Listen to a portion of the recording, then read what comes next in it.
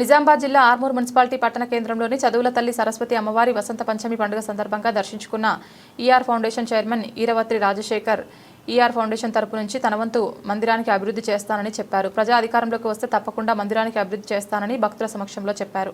ఇట్టి కార్యక్రమంలో ER foundation సభ్యులు రాంప్రసాద్, కోశాధికారి సత్యనారాయణ, సత్తన్న, వినోద్, నవీన్ తదితరులు పాల్గొన్నారు.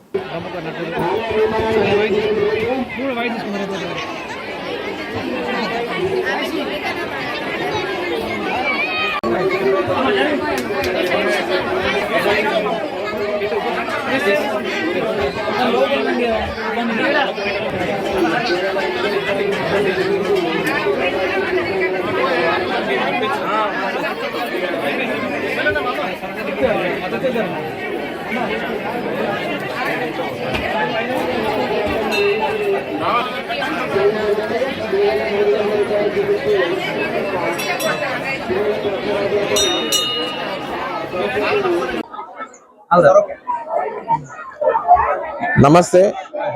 ఈరోజు వసంత పంచమి సందర్భంగా మన అన్ని లోకాలను కాపాడుతున్నటువంటి అమ్మవారైనటువంటి సరస్వతి దేవి యొక్క పుట్టినరోజు. ఈరోజు మహత్తరమైన రోజు. ఎందుకంటే ఈ యొక్క ప్రపంచానికి దారి చూపించినటువంటి చదువుల తల్లి సరస్వతి దేవి. ఆర్మూర్లోని అతి ప్రాచీనమైనటువంటి ఆలయం సరస్వతి దేవి గుట్ట. నేను చిన్నగా ఉన్నప్పటి నుంచి చూస్తున్నా, 50 సంవత్సరాల నుంచి కాకపోతే ఇంకా 150 సంవత్సరాల నుంచి ఈ ఆలయం వెలిసింది. ఈ వెలిసినప్పటి నుంచి మా అమ్మవారు, అలాగే ఈ కార్యక్రమానికి విచ్చేసినటువంటి అమ్మవారి కొడుకైనటువంటి శ్రీ సురేందర్ రెడ్డి గారు మీ అందరికీ తెలుసు. బలగం సినిమాలో తను ఒక ఇంపార్టెంట్ లీడ్ రోల్ ప్లే చేసినటువంటి ఆయనతో పాటు మా ఈఆర్ ఫౌండేషన్ రాంప్రసాద్ అన్న, మా కార్యదర్శి సత్యనారాయణ గారు, మరి సత్యన్న తమ్ముడు వినోద్, నవీను, ప్రసాద్ అన్న, మరియు ఇక్కడికి వచ్చినటువంటి అశేషమైన భక్తజనులందరినీ చూస్తుంటే చాలా సంతోషం వేస్తుంది. నేను 40 సంవత్సరాలు అయింది ఇక్కడికి రాక. ఆ ఆలయం ఎలా ఉందో అలాగే ఉంది ఇప్పటి వరకు కూడా.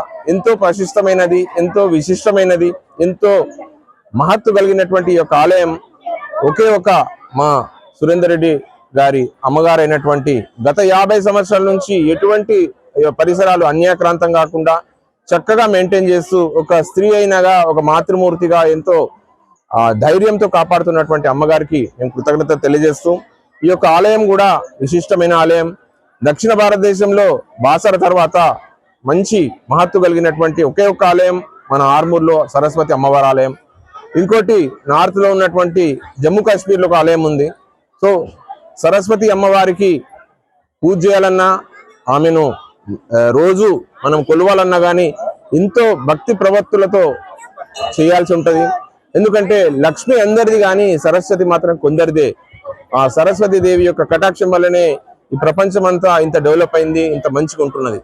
కాబట్టి ఆర్మూర్ ప్రాంతంలోనైనటువంటి ఈ యొక్క విశిష్టమైన ఆలయాన్ని ఈఆర్ ఫౌండేషన్ కూడా తప్పకుండా ఫ్యూచర్ లో దీన్ని డెవలప్మెంట్ కావాల్సినటువంటి ఏ రకమైనటువంటి సహాయాలైనా కానీ మా కార్యవర్గం అంతా చర్చించి తప్పకుండా మా నారాయణ గారికి మేమందరం అండగా ఉంటాము.